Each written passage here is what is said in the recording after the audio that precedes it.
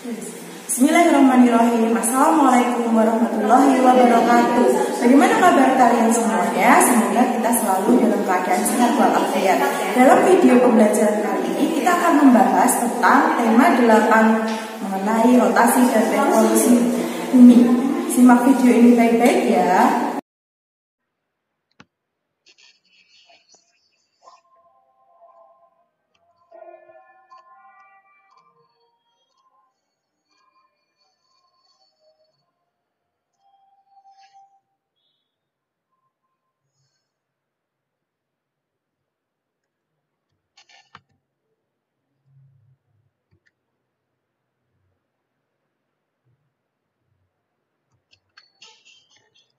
Halo, Assalamualaikum.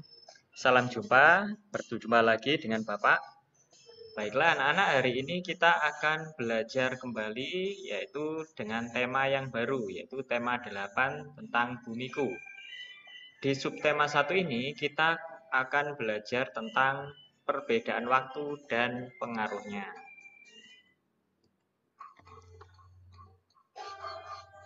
Ayo, siapa yang tahu mengapa ada siang dan ada malam? Apakah matahari itu bergerak sehingga ia terbit dan tenggelam? Bumi atau mataharikah yang sesungguhnya bergerak?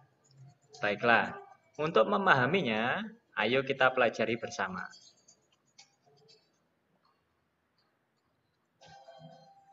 Ada 2 jenis perputaran bumi. Yang pertama adalah rotasi, dan yang kedua adalah revolusi. Mungkin kalian masih asing, apa sih rotasi dan apa sih revolusi? Baiklah, kita akan kupas satu persatu. Yang pertama, rotasi bumi. Apa sih rotasi bumi itu? Rotasi bumi adalah perputaran bumi pada porosnya, yang berujung pada kutub utara dan selatan, selama 23 jam 56 menit dan 4 detik, atau dibulatkan menjadi 24 jam. Bumi akan berputar pada porosnya dari barat menuju ke timur. Apa saja akibat dari rotasi bumi? Ada yang tahu? Mungkin kalian sudah sering mendengar atau mungkin pernah melihat atau pernah membaca tentang rotasi bumi. Baiklah, akan kita pelajari apa saja sih akibat dari rotasi bumi itu. Yang pertama adalah terjadinya siang dan malam. Sebagai hasil dari putaran bumi pada porosnya, bagian bumi yang terkena paparan sinar matahari akan mengalami siang hari. Sebaliknya, bagian bumi yang membelakangi arah matahari maka akan mengalami malam hari.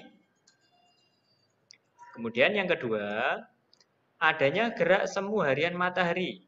Apa sih gerak semu harian matahari itu? Yaitu putaran bumi dari barat ke timur menyebabkan fenomena pergerakan semu matahari, sehingga ia terlihat terbit dari timur pada pagi hari dan tenggelam di barat pada malam hari.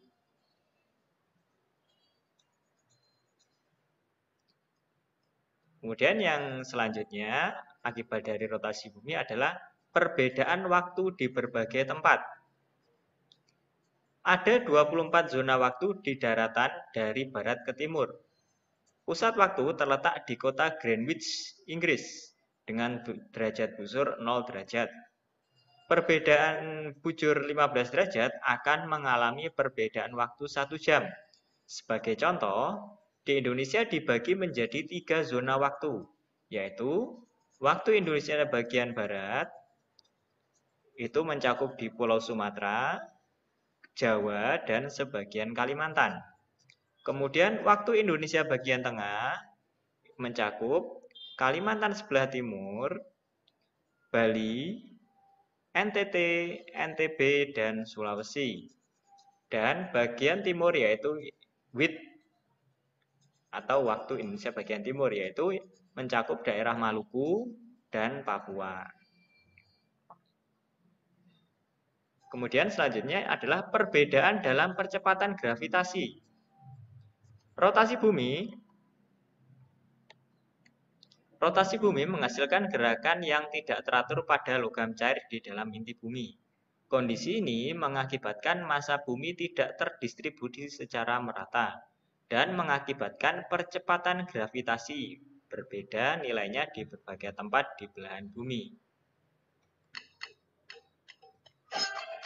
Kemudian selanjutnya adalah perubahan arah aliran laut.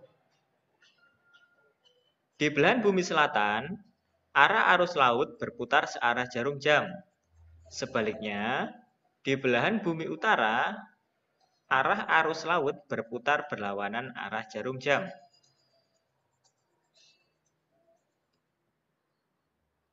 Kemudian, sekarang yang kedua kita akan mempelajari apa sih itu revolusi bumi. Revolusi bumi adalah pergerakan peredaran bumi mengelilingi matahari, di mana waktu yang dibutuhkan oleh bumi mengelilingi matahari adalah 365/4 hari pada orbitnya dalam sekali putaran. Sekarang, apa saja sih akibat dari revolusi bumi? Ada yang tahu? Baiklah. Yang pertama, akibat dari revolusi bumi adalah perubahan musim. Perubahan musim terjadi di belahan bumi utara dan selatan. Musim yang terdapat di bumi antara lain adalah musim semi, musim panas, musim gugur, dan musim dingin. Musim-musim tersebut terjadi pada tanggal-tanggal tertentu. Bisa kalian lihat seperti tabel di sebelah ini.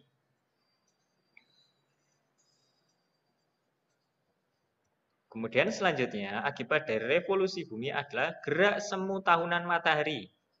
Yang dimaksud gerak semu tahunan matahari itu adalah matahari seolah-olah bergerak sehingga posisinya terhadap bumi selalu berubah.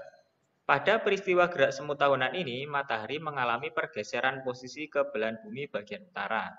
Tepatnya pada tanggal 22 Desember sampai 21 Juni, dan pergeseran dari belahan bumi utara ke selatan terjadi pada tanggal 21 Juni sampai tanggal 21 Desember.